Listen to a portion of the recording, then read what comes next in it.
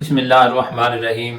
آج میں آپ کو ایک ایسا وظیفہ بتانے لگا ہوں جو آپ کی بہت ساری مشکلات کو حل کر دے گا۔ جب بندے کے اوپر کوئی ایسا مہم آ جائے کہ وہ حل ہو نہ رہی ہو یا کوئی مشکل درپیش ہو اور تمام تر کوششوں کے باوجود بھی وہ مسئلہ حل نہ ہو رہا ہو، تو آپ نے اس وظیفے کو کرنا ہے 313 مرتبہ۔ تو اللہ تعالیٰ کرم فرمائے گا اور مسائل جو ہیں وہ آپ کے حل ہو جائیں گے۔ اسی طرح اگر آپ چاہتے ہیں کہ اللہ تعالیٰ کا قرب نصیب ہو جائے تو اس کے لیے بھی یہی وظیفہ آپ نے کرنا ہے۔ قرب الہی کے لیے بھی یہی وظیفہ ہے۔ حضور صلی اللہ علیہ وسلم کی محبت حاصل کرنا چاہتے ہیں تو اس کے لیے بھی یہی وظیفہ ہے۔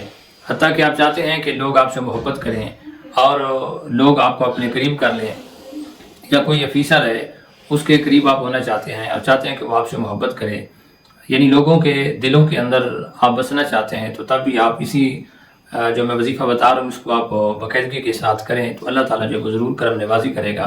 یہ وظیفہ جو ہے آپ نے اس طرح کرنا ہے کہ ہر روز 313 مرتبہ پڑھنا ہے اللہ الصمد، 313 مرتبہ پڑھنا ہے اللہ الصمد، ہر روز ہی پڑھنا ہے۔